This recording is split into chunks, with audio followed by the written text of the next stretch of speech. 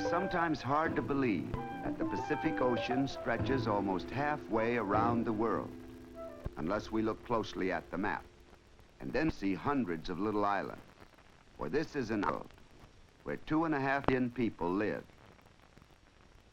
They are such a complicated mixture of that scientists have had to divide them up instead of by races. The people here, those in the area, are called Micronesians.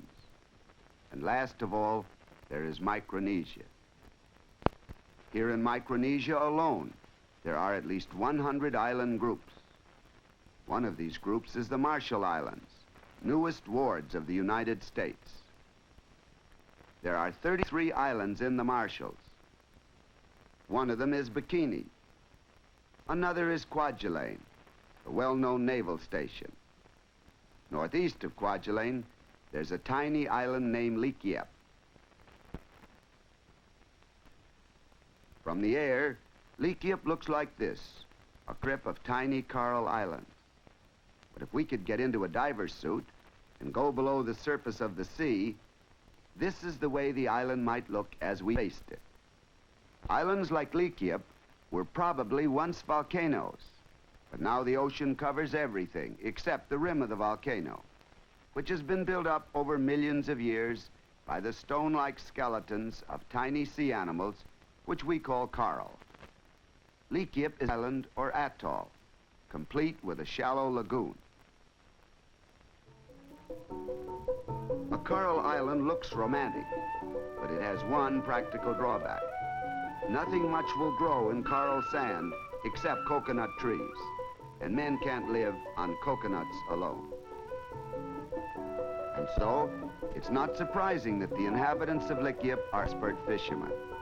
They don't fish just now and then for the fun of it, or to vary their diet. Their diet is fish, and they go fishing every day in order to live. And fishing with the islanders is not a one-man sport, it's a community undertaking. As the fleet gets ready to sail, the women and children come to wave goodbye. The breeze blows salty and free over the lagoon, filling the sails of the outriggers, and the men begin to sing.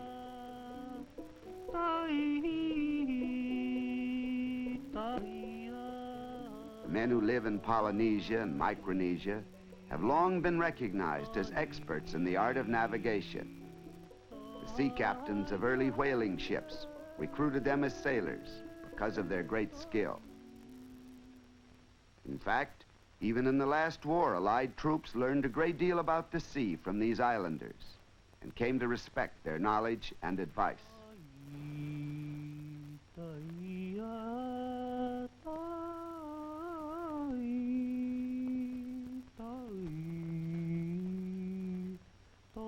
This is the way an islander bails out his boat.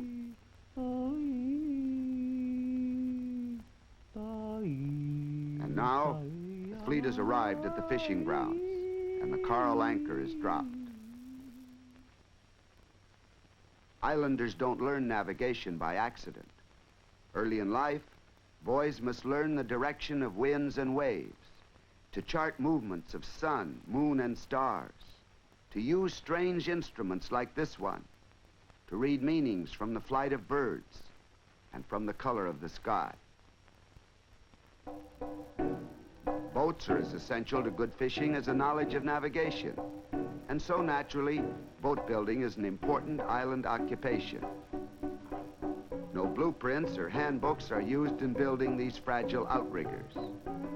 This skill, like the art of navigation, has been handed down from generation to generation.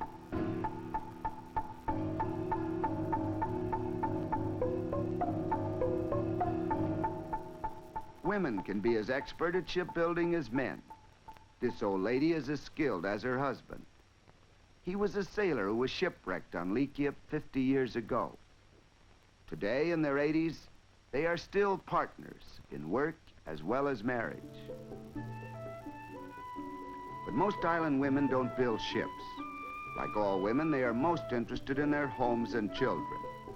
Their thatched huts are primitive, they are kept as tidy and clean as homes anywhere. In fact, The women help clean up the whole village every morning. Basket weaving is the favorite handicraft of the women on Likia, and they're very expert at it.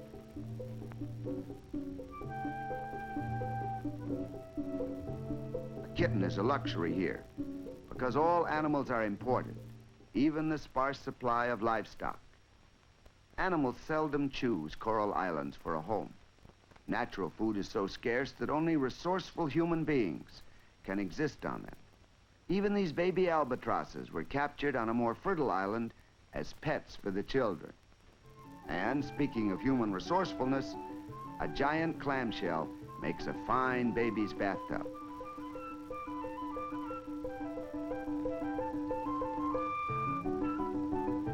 The United States is taking its guardianship of the Marshall Islands seriously, and already educational facilities are being improved. American authorities realize that ABCs may never be as important to these people as the more basic skills that enable them to survive. But education in sanitation and hygiene can greatly improve their health.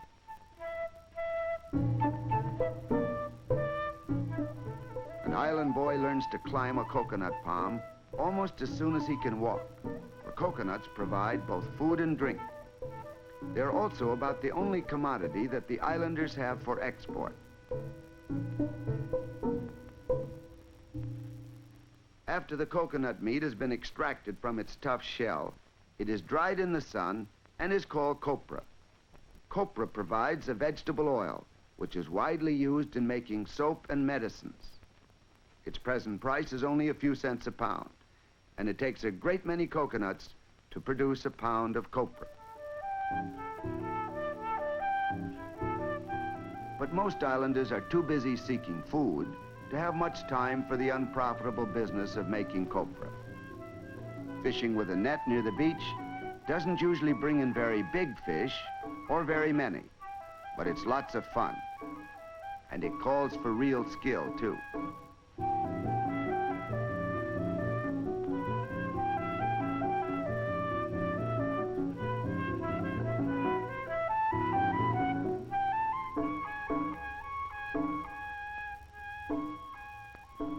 Meanwhile, the fishing fleet is still at work. Baiting the hook is a unique process with the island fisherman. First, he shreds the bait with his teeth. Then he lays the pieces on a flat stone and wraps the hook and line around it. The shreds of bait drift loose underwater. Some fish get a free lunch, but one gets the hook.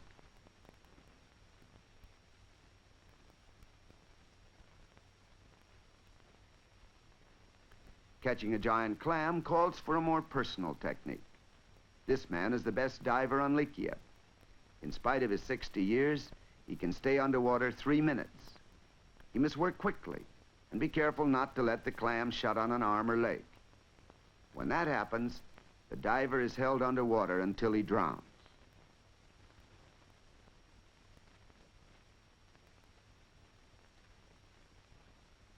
The clam has been caught now, and it's just a matter of hauling it on board. It's a big one, weighing over 250 pounds.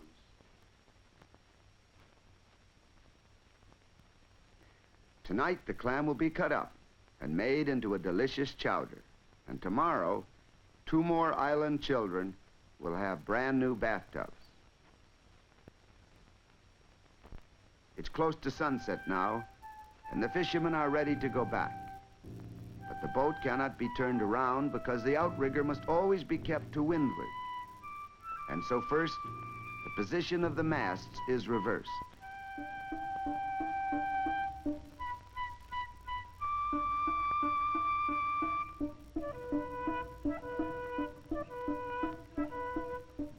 And then the rudder, which is detachable, is placed at the opposite end. And now the boat, like a trolley car which has reached the end of its line, is headed in the opposite direction.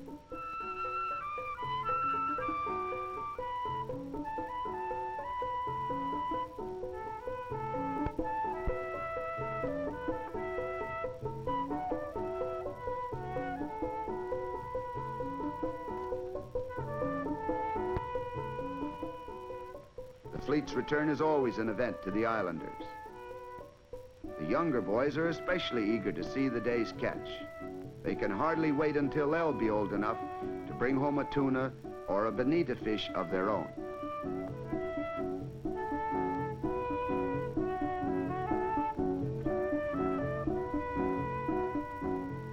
Most people think of South Sea Islanders as pagan. Actually, the greater proportion of them are Christians. Both Catholic and Protestant missionaries began bringing Christianity to the islands over a century ago, and it took quick root with these gentle, peace-loving people. This is how the 23rd Psalm looks when it's translated into Marshallese. The first church on Leakiep was established almost 100 years ago by congregational ministers from Boston. And today, almost all islanders are very devout, although some of the old superstitions and taboos still persist. Leakiep has only one contact with the outside world, a small trading ship which was built in Leakiep and has no engines. About once a month, mail and supplies arrive, and then the village council meets. The magistrate is elected by popular vote. Democracy comes naturally to people with strong community feeling.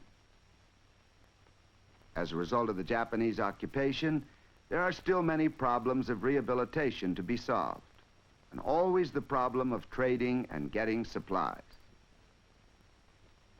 But while the island councilmen hold their meeting, the young men have other ideas. They go digging for turtle eggs. Like most island sports, this one is connected with getting food, for turtle eggs are good to eat. Even after boiling, the shells remain soft and the contents semi-fluid. Turtle eggs, eaten from the shell, are a delicacy to the islanders. Turtles provide the islanders not only with eggs, but with meat as well. In fact, turtle steak is considered such fine food that once only kings were permitted to eat it.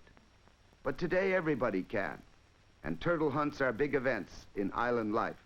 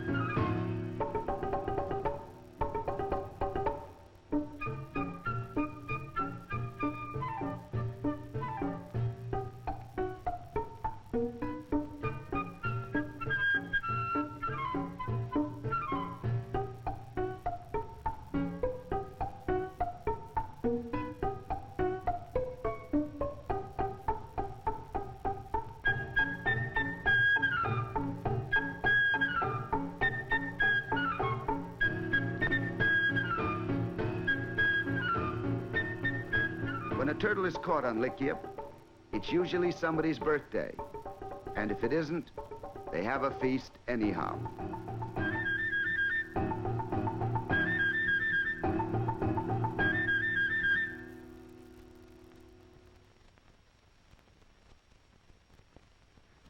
In preparation for the feast, the men go out to gather papaya and breadfruit. Breadfruit is an important item in the diet of the islanders. Though it doesn't look much like bread, it is very starchy and can be cooked so that it almost tastes like it.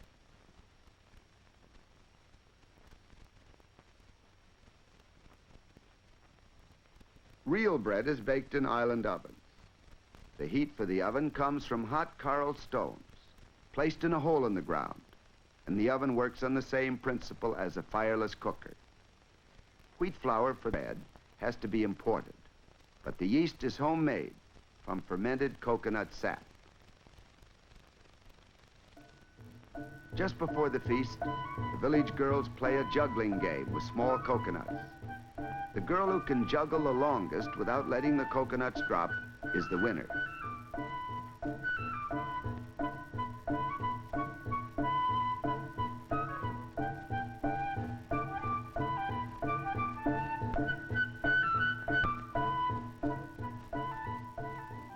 At last, there's plenty of food and a wide variety of it. Turtle stew, broiled turtle steaks, clam stew, and tuna fish. As appetizers, there are coconut milk and papaya. In the islands, even ducks like coconut. Coconut milk is the children's favorite, and fingers are good etiquette here. And singing at table is encouraged. And there are no taboos on appetite, talk, or laughter. These people enjoy life to the full. Even when they work, they seem to play. But work they must, for their very survival depends on it. They have had to make full use of the limited resources that nature gave their island home. And in the process, they have learned to live together with a gentleness and grace that our Western world may well envy.